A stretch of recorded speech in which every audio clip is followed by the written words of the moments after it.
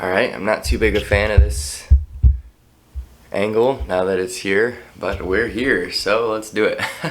Welcome back. This video is going to be more of just my thoughts. Like I was saying, this channel is probably going to be about. I'm probably not going to do anything too related to my life, but just our lives in general. That way, can help bring some positive change to the world, Alright, don't turn off phone. So today I want to talk about how we can begin to break down success into a fundamental process. See, a lot of people want to be successful, and success, I'm not talking about money per se, it's just having a good life, being happy. They want it, but they just don't know how to go about doing it. They constantly get distracted in day-to-day living, by old habits, by new temptations, and they never really get around to being successful because they never give themselves enough time to figure out what that means for them. So success essentially is the ability to control your thoughts, because your thoughts end up being what happens in your life. Not everyone's a true believer in manifestation, but it actually makes a lot of sense, because if you're continuously thinking about something, you'll act on those thoughts and you'll just naturally follow that path and it will lead you there. So manifestation's a very real thing. So controlling your thoughts depends on your ability to fabricate an inner narrative of your choosing. And that's right, I did say fabricate. You can make yourself the person you want to be. So in order to control yourself, you must learn to control your inner dialogue. Your inner dialogue is essentially a collection of things you've chosen to be true on multiple occasions. That's why I highly recommend journaling. It helps you sort out your mind. Once you get through all the noise in your head, you'll be able to understand narratives at play. And you'll likely remember things from your past that you forgot about that currently affect the way you think and you do things you do on a daily basis.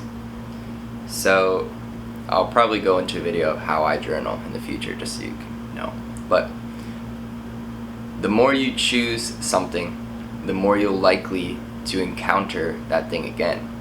And I don't say choose it again because we always have a choice. Remember that.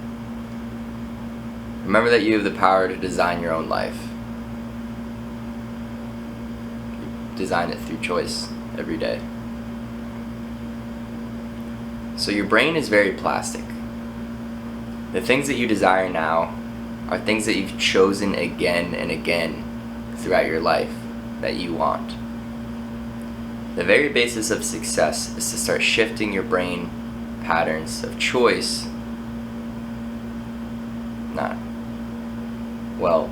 start shifting your choices towards long-term future desire. At first this will be very difficult because you'll have certain questions like, where do I start? What do I do? But also because it will feel as though you're trying to be someone you're not. And this is true, but remember that these old habits are merely a version of ourselves. They're not really us. They're just self-imposed limitations, and they give us the illusion of comfort to our, fragile existences here as people. We're all existentialists by nature. Some of us just don't understand that they are. So your brain will fight you. It'll keep giving you opportunities to act on your old desire. Remember that you are in control.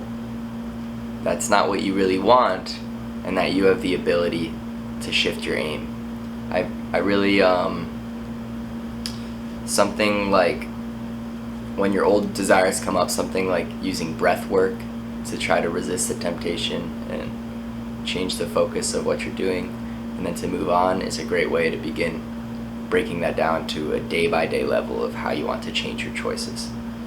So don't get down on yourself if you fail This is kind of like me, you know, always hating on myself. I'm not doing good enough. And I'm sure many of you. So all of these years of life have made your brain this way, have made your brain chemistry this way. So be patient, but never forget your ultimate mission.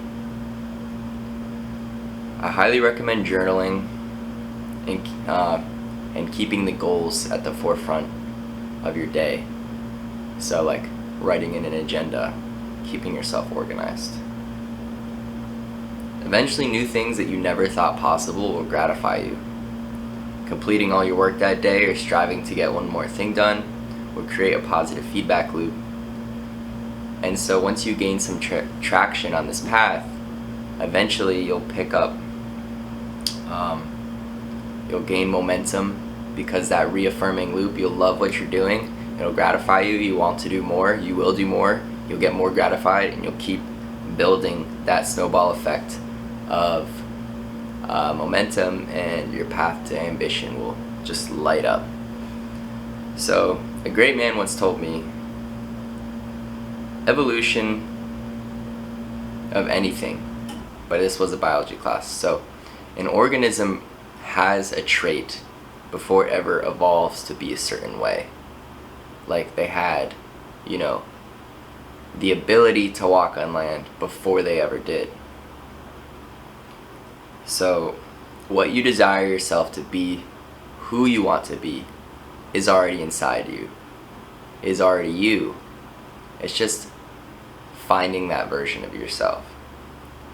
It's time to remove the emotional component of how you treat yourself on a daily basis and begin working on yourself objectively. You'll be surprised on how quickly you can adapt and find a more favorable version of yourself just coming to the surface. So how do you implement these principles? The idea is to break down long-term goals into baby steps you can do on a daily basis. Reaffirm your desire to achieve these goals and ask yourself why you want to achieve them. The ultimate goal is happiness. Remember that periods of reflection are just as important as the tasks themselves. That's why I journal and meditate. It gives me clarity and closure. And it helps you assess the feelings that contribute to your inner narrative and kind of the direction you're heading and where you've came from. And it just helps you really pull it all together and really just begin to understand yourself, which is probably one of the most important things there is. So create ways to gratify small achievements on this path and avoid old guilty pleasures.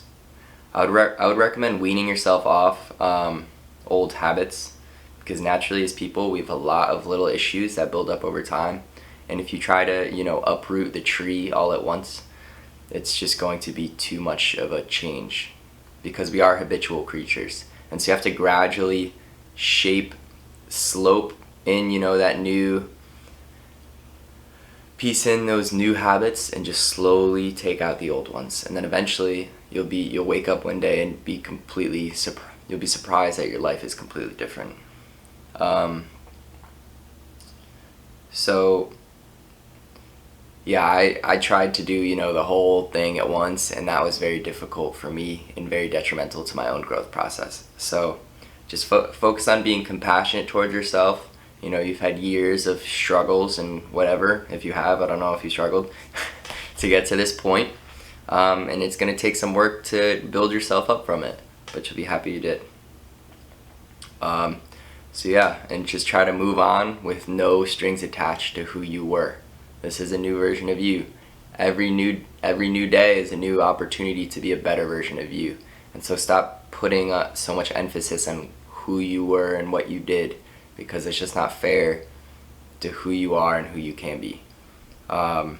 So that likely leads me into a video about acceptance and how to really work on the most powerful thing you can as a person, which is acceptance. Acceptance will set you free. Anyways, I think, whoops.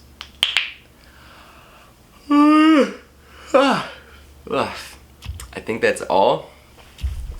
I hope this will be of use to somebody, because even just talking about it for me is more, it's almost like my own, affirmation of what I've learned. So anyways, I don't know, that's just on a side note. But yeah, I'm probably going to make more videos of this nature, more videos of how to start working towards a better version of you, which is something we should all be doing every day. It's one of the most fulfilling things, if not the most fulfilling thing you can do. And better isn't anything in particular. It's just what you want to be. And if you think you're perfect, then great. Then life must be good. Alright, see ya.